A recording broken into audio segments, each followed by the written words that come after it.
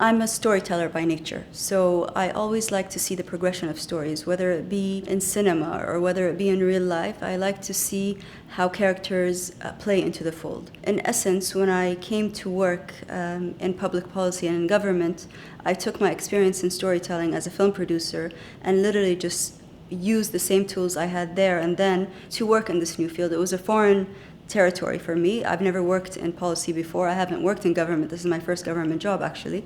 But what happened is I basically took all the skills that I've acquired over the years as a producer, the organizational skills, the people skills, the team building skills, and utilize them to build a new institution in Kuwait that caters primarily to the youth demographic. It was very exciting. Youth, by its very nature, is, again, very creative, very dynamic, ever-changing and ever-evolving, much like storytelling. So this is exactly why I love doing what I do today. And I encourage everybody that hasn't taken a risk when it comes to their true passion to understand that passion is multidimensional, multi-sectoral. If you're an artist, it doesn't mean you can't work as an engineer. If you're an engineer, it doesn't mean you can't work in policy. If you're a politician, it doesn't mean you can't be an artist. So it's really just a full circle implementation and ever-evolving evolution of passion and love. What I truly love about storytelling is the climax. When you go through the 3 acts and when you see your characters evolve and naturally progress throughout the storyline, when you find their inner struggles and try to work with that motivational elements and find some sort of resolution at the very end, that's really what life is all about, and that's what I love about storytelling. Youth there's always a promise of a new beginning. There's always a promise of a fresh start.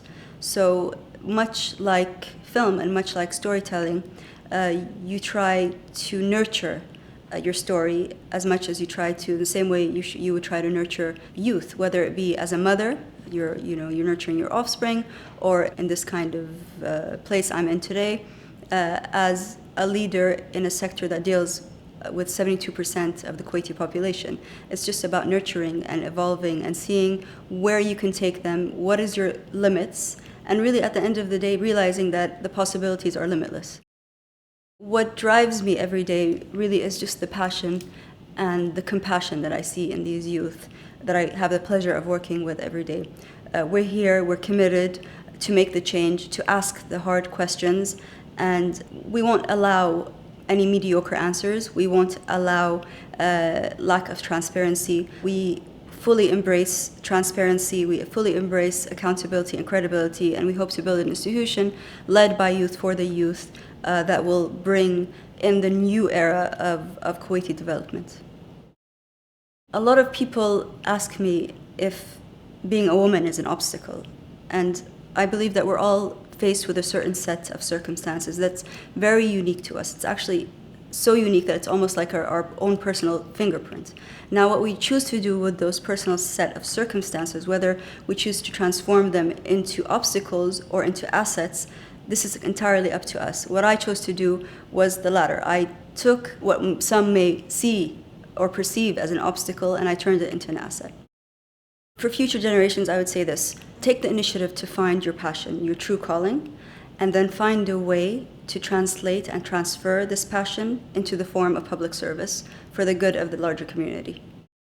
The future for women in this region is glorious, it's mesmerizing, it's unlimited, and more importantly, it's in our hands. I'm seeing evolution happening, I'm seeing rebirth happening, and it's all for the better, inshallah.